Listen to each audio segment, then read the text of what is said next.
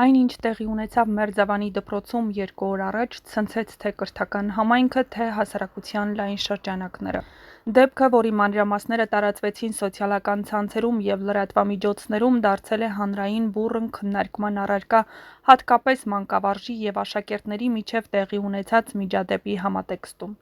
Չնայած նրան, որ յուրաքանչյուր իրադարձություն ունի իր երկու կողմն, այնուամենայնիվ ուսուցչի նկատմամբ դրսևորված վերաբերմունքն ուղղակի անընդունելի է։ Մանկավարժը դպրոցում ոչ միայն գիտելիք է փոխանցում, այլև արժեհամակարգ ու դաստիարակություն է տալիս և հենց այդ արժեքների նկատմամբ հարձակում է տեղի ունեցել։ Անհրաժեշտ է, որ այս դեպքը դիտարկվի ոչ թե որպես առանձին միջադեպ, այլ որպես խորքային խնդիրների ցուցիչ, սկսած երեխաների վարքային խնդիրներից մինչև ծնողների դերի և դպրոցի հեղինակության անկման հարցերը։ Երեխաների վարքագիծը հրապարակված նյութերի ոչ միայն անհարգալից է եղել, այլև ակնհայտորեն սպառնում է դպրոցի բարոյահոգեբանական մթնոլորտին։ Այդպիսի պահվածքը պետք է դառնա առանձին հոգեբանական և դաստիարակչական գնահատման առարկա։ Այստեղ առաջնային է ոչ թե պատժել, այլ հասկանալը որտեղից է գալիս այդ վերաբերմունքը, ինչն է պատճառը, որ երեխան իրեն թույլ է տալիս նման վարք ուսուցչի նկատմամբ։ Հանրային դեմքերն ու հայտնիները ևս արձագանքել են տեղի ունեցածին, շատերը հանդես գալով ուսուցչի պաշտպանությամբ, նրանք կոչ են արել վերանայել ուսուցիչ-աշակերտ հարաբերությունների ընկալումը և վերականգնել մանկավարժի հանդեպ հարգանքն ու վստահությունը։ Մի շարք հանրահայտ արվեստագետներ, լրագրողներ, կրթության ոլորտի ներկայացուցիչներ նշել են, որ նման երևույթները վերջին տարին ավելանում են պայմանավորված սոցիալական ցանցերի ազդեցությամբ, ընտանիքի ներսում հաղորդակցության պակասով և դպրոցների հեղինակության նվազմամբ։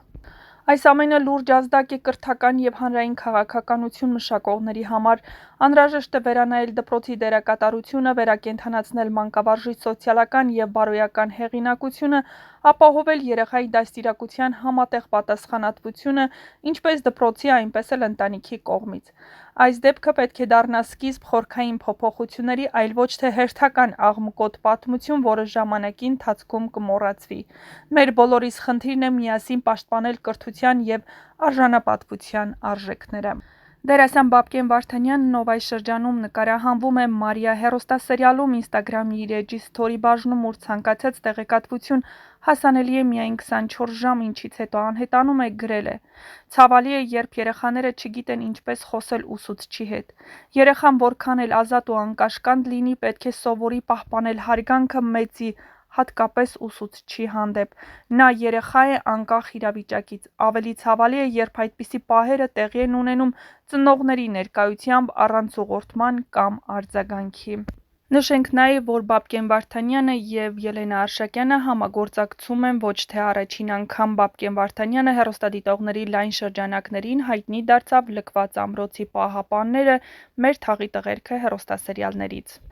Բաբկեն Վարդանյանը սովորել է Երևանի տարածաշրջանային № 1 պետական քոլեջի դերասանական արվեստ բաժնում, փորձում է համատեղել աշխատանքն ու ուսումը, հիմնականում նկարահանումների ներկայանում է դասերի ավարտից կամ դասախոսներից թույլտվություն է վերցնում դասերից բացակայելու համար, պատմել էր նա ու հավելել, որ հետագա կրթության հարցում ևս չի տատանվում։ Դերասանի մասնագիտությունն ընտրելիս չեմ տատանվել, քանի որ շատ եմ սիրում այն։ Դերասանի խոսքով իր համար անսպասելի էր հեռուստասերիալից հետո նման բուռն արձագանքներ ստանալը։ Իհարկե ցանկություն կար լավ կերտել դերը, հանդիսատեսի համակրանքին արժանանալ, բայց չէի սպասում այսպիսի բուռն արձագանքի, մեծ ձգտումներ ունեմ այս ոլորտում, ցանկանում եմ հաջողությունների հասնել։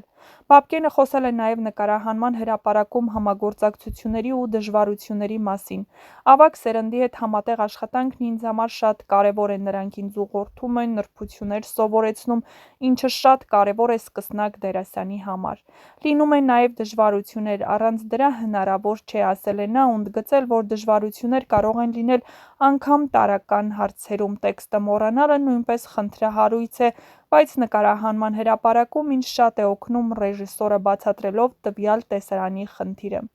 Անդրադառնալով հայտնիությանը, դերասանը նշել է, որ փողոցում շատերը սկսել են ճանաչել իրեն,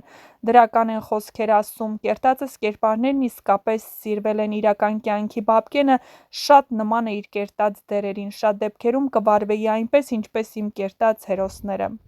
Խոսելով իր ընտանիքի մասին, Բաբկենն ասել է, որ ծնվել և մեծացել է Գեղարքունիքի մարզի Վարսեր գյուղում, ապրում է փոքրիկ ընտանիքում, պապիկս վաղուց է մահացել, հայրս ու մայրս աշխատում են բուժհաստատությունում, տատիկս նույնպես ժամանակին աշխատել է այնտեղ, քույրերս մասնագիտությամբ բանասեր են։ Պատանի դերասանը երազանքներ չունի, նպատակներ է սահմանում իր առջև, նպատակներ եմ դնում իմ առջև, որոնց ձգտում եմ հասնել, չունեմ նաև երազանքի դերեր։